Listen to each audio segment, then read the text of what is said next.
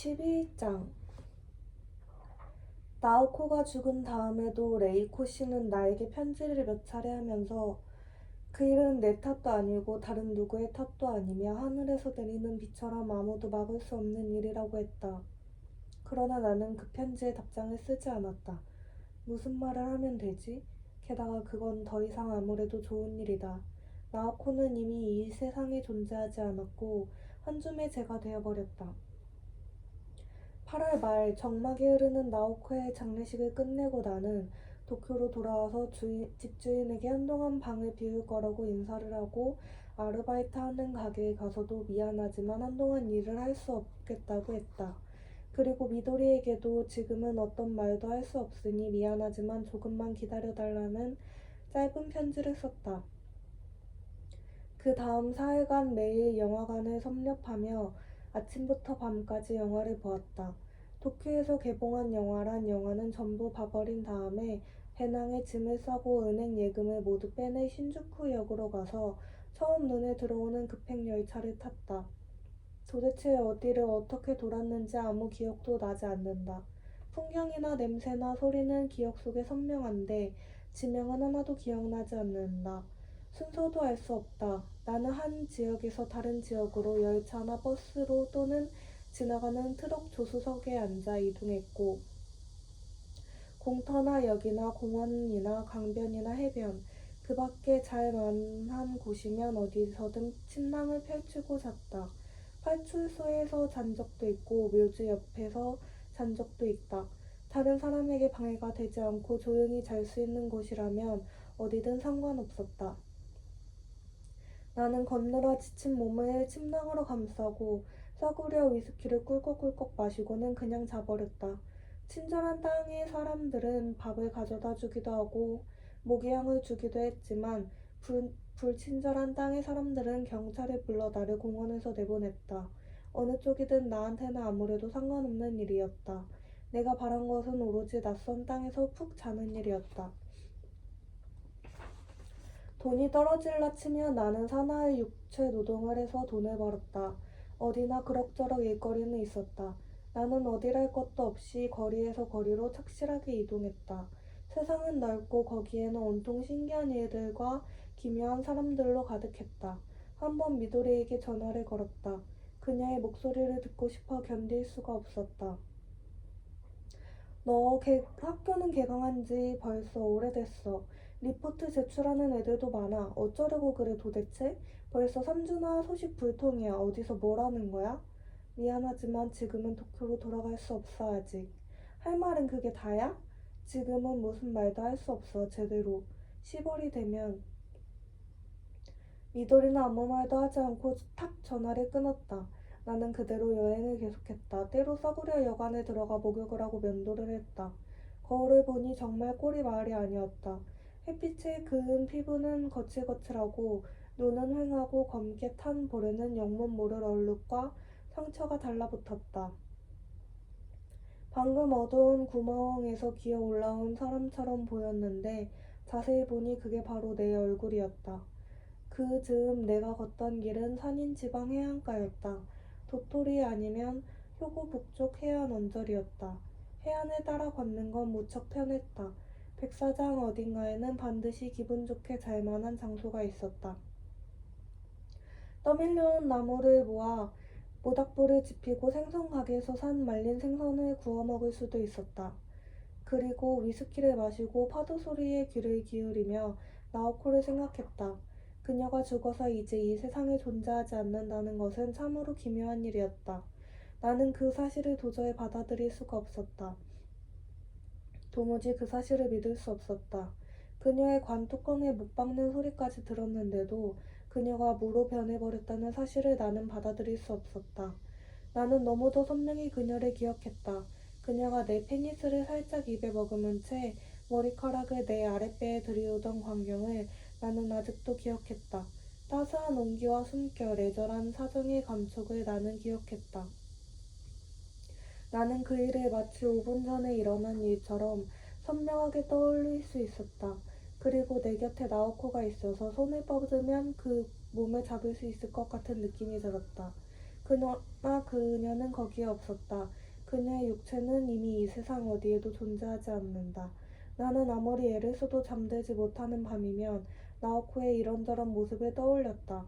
떠올리지 않을 수 없었다. 내 속에는 나오코의 추억이 너무 많이 쌓여 조그만 틈이라도 보이면 그것을 비집고 하나하나 바깥으로 튀어나오려 했다. 나는 분출하는 기억들을 도저히 억누를 수 없었다. 나는 그녀가 비오는 날 아침에 노란 비옷을 입고 세상을 청소하고 모이 봉지를 나르는 전경을 떠올렸다. 반쯤 무너진 생일 케이크와 그날 밤 나의 셔츠를 적셨던 나오코의 눈물 감촉을 떠올렸다. 그렇다. 그날 밤도 비가 내렸다. 겨울에 그녀는 캐멀색 오버코트를 입고 내 곁을 걸었다. 그녀는 늘 머리핀을 꽂고 손으로 매만졌다. 그리고 맑고 투명한 눈으로 늘 내 눈을 들여다보았다. 파란 가운을 입고 소파 위에 무릎을 세워 그 위에 턱을 올렸다. 그런 식으로 그녀의 이미지가 파도처럼 끝도 없이 밀려와 내 몸을 기묘한 장소로 밀어갔다. 그 기묘한 장소에서 나는 죽은 자와 함께 살았다. 거기에서는 나오코가 살아서 나와 말을 나누기도 하고 끌어안기도 했다. 그 장소에서는 죽음이 삶을 정리하는 결정적인 요인이 아니었다. 거기에서는 죽음이란 삶을 구성하는 많은 요인 가운데 하나에 지나지 않았다. 나오코는 죽음을 먹으면 채 거기에서 살아갔다. 그리고 그녀는 나에게 말했다. 괜찮아, 와타나베. 그건 그냥 죽음이야. 마음에 두지 마. 하고. 그곳에서 나는 슬픔이란 걸 느끼지 못했다. 죽음은 죽음이고 나오코는 나오코였기 때문이다. 괜찮다니까? 나 여기 있잖아. 나오코는 수줍은 듯이 웃으며 말했다. 언제나처럼 자그만 몸짓이 내 마음을 포근하게 어루만져 주었다. 그리고 나는 이렇게 생각했다. 이것이 죽음이라면 죽음도 그리 나쁘지 않다고. 맞아, 죽는다는 건 그리 대단한 것도 아니야 라고 나오코는 말했다. 죽음이란 그냥 죽음일 뿐이야. 게다가 나 여기 있으니까 아주 편안해. 어두운 파도 소리 사이로 나오코는 말했다. 그러나 이윽고 물이 빠져나가고 나는 혼자 백사장에 남았다. 나는 무력하고 어디 갈 곳도 없었다. 슬픔이 깊은 어둠이 되어 나를 감쌌다. 그런 때 나는 혼자 울었다. 우는 것이 아니라 눈물이 마치 땀처럼 저절로 뚝뚝 떨어졌다. 기즈키가 죽었을 때 나는 그 죽음에서 한 가지를 배웠다. 그리고 체념하듯 몸에 익혔다. 또는 체념했다고 믿었다. 그건 바로 이런 것이다. 죽음은 삶의 대극에 있는 것이 아니라 우리 삶 속에 잠겨 있다. 그것은 분명 진실이었다. 우리는 살면서 죽음을 키워가는 것이다. 그러나 그것은 우리가 배워야 할 진리의 일부에 지나지 않았다. 나오코의 죽음이 나에게 그 사실을 가르쳐 주었다. 어떤 진리로도 사랑하는 것을 잃은 슬픔을 치료할 수는 없다. 어떤 진리도, 어떤 성실함도, 어떤 강인함도, 어떤 상냥함도 그 슬픔을 취할 수 없다. 우리는 그 슬픔을 다 슬퍼한 다음 거기에서 뭔가를 배우는 것뿐이고 그렇게 배운 무엇도 또다시 다가올 예기치 못한 슬픔에는 아무런 소용이 없다. 나는 오로지 홀로 그 밤의 파도 소리를 듣고 바람 소리에 귀를 기울이며 하루하루 그것만 붙들고 생각하고 또 생각했다. 위스키 몇 병을 비우고 빵을 씹고 수통에 물을 마시고 머리카락에 모래를 묻히며 배낭을 맨 채 초가을 해안을 서쪽으로 걸었다. 어느 세차게 바람 부는 저녁 나절 패선 그늘에서 침낭에 들어가 눈물을 흘리는 나에게 젊은 어부가 다가와서 담배를 권했다. 나는 그것을 받아들고 열 몇 달 만에 피웠다. 왜 우느냐고 그가 물었다. 어머니가 죽었다고 나는 거의 반사적으로 거짓말을 했다. 그래서 너무 슬프고 견딜 수 없어 여행을 하는 거라고. 그는 진심으로 동정해 주었다. 그리고 집에서 한 혹짜리 술병과 술잔을 2개 들고 왔다. 바람이 불어가는 백사장에서 우리는 술을 마셨다. 나도 16의 어머니를 잃었다고 어부는 말했다. 그리 튼튼하지 않은 몸으로 아침부터 밤까지 일을 해야 했고 그러다 몸이 다 닳아 죽었다고 그는 말했다. 나는 컵에 담긴 물을 마시며 명환이 그가 하는 이야기를 듣고 적당히 맞장구를 쳤다. 아주 먼 나라 이야기처럼 들렸다. 그래서 도대체 어쨌단 말이냐고 나는 생각했다. 갑자기 눈앞의 남자와 목을 졸라버리고 싶은 격한 분노에 휩싸였다. 니놈의 어머니가 뭐 어쨌다는 거야? 난 나오코를 잃었단 말이야. 그렇게 아름다운 몸이 이 세상에서 사라져버렸단 말이야. 그런데 네 놈은 무엇 때문에 어머니 이야기 같은 걸 하는 거야? 그러나 분노는 금방 가라앉아 버렸다. 나는 눈을 감고 끝도 없이 계속되는 어부의 이야기를 멍하니 들었다. 잠시 후 그는 내게 밥을 먹었느냐고 물었다. 안 먹었지만 배낭 안에 빵하고 치즈하고 토마토하고 초콜릿이 있다고 대답했다. 점심때는 뭘 먹었느냐고 그가 물어서 빵하고 치즈하고 토마토하고 초콜릿을 먹었다고 대답했다. 그러자 그는 여기에서 기다리라고 하더니 어딘가로 갔다. 나는 말리려 했지만 그는 뒤도 돌아보지 않고 재빨리 어둠 속으로 사라져버렸다. 나는 할 수 없이 혼자서 남은 술을 마셨다. 백사장에는 폭죽을 터뜨린 뒤 남은 종이조각들이 흩어졌고 파도는 미친 듯 굉음을 울리며 모래 끝자락에서 부서졌다. 삐쩍 마른 개가 꼬리를 흔들며 다가와 뭐 먹을 거 없나 하고 내가 피운 조그만 모닥불 주위를 어슬렁거리다가 아무것도 없다는 걸 알고는 체념한 듯 발길을 돌렸다. 30분 정도 지나 아까 그 젊은 어부가 초밥 도시락 2개와 새 술병 하나를 들고 나타났다. 이거 먹어 하고 그가 말했다. 밑에 있는 건 김밥하고 유부초밥이니까 내일 먹도록 해 하고 그는 술을 자기 잔에 자르고 내 잔에도 따라 주었다. 나는 고맙다고 인사하고 2인분은 좋게 됨직한 초밥을 먹었다. 그 다음 다시 둘이서 술을 마셨다. 도저히 더는 마실 수 없을 지경에 이를 때까지 마시고 나서 그는 같이 자기 집으로 같이 가서 자자고 했지만 여기서 혼자 자는 게 편하다고 하자 더는 권하지 않았다. 그리고 헤어질 때 호주머니에서 2번 접은 5천엔짜리 지폐를 꺼내 내 셔츠 주머니에 찔러 넣고 이걸로 영양이 있는 것 좀 사 먹어. 자네 얼굴 너무 찌들었어 하고 말했다. 너무 가분한 대접을 받았는데 돈까지 받을 수는 없다고 거절했지만 그는 물러서지 않았다. 이건 돈이 아니라 내 마음이야. 그러니 다른 생각하지 말고 그냥 받아도 하고 그는 말했다. 할 수 없이 나는 인사를 하고 그것을 받아들었다. 어부가 가버린 다음 문득 고등학교 3학년 때 처음 잡던 여자친구가 생각났다. 그리고 내가 그녀에게 얼마나 심한 짓을 했는지 생각하며 가슴이 서늘해지는 기분에 사로잡혔다. 나는 그녀가 무엇을 어떻게 생각하고 어떻게 느끼고 어떻게 상처 입을지에 대해 거의 아무것도 생각하지 않았던 것이다. 그리고 지금까지 그녀에 대해 제대로 떠올리지도 않았다. 정말 상냥한 여자애였다. 그렇지만 그즈음 나는 그런 상냥함을 아주 당연한 것이라고 생각하고 거의 되새겨보지도 않았다. 그녀는 지금 뭘 하며 지냈다가 그리고 나를 용서했을까? 속이 뒤집혀 폐선 옆으로 가서 토했다. 너무 많이 마신 탓에 머리가 아프고 어부에게 거짓말을 해서 돈까지 받은 자신에 대해 혐오감이 들었다. 이제 도쿄로 돌아가야 할 때라고 생각했다. 언제까지고 영원히 이런 식으로 걸을 수는 없는 것이다. 나는 침낭을 말아서 배낭에 넣고 철도역까지 걸어서 도쿄로 가고 싶은데 어떻게 하면 되느냐고 역무원에게 물었다.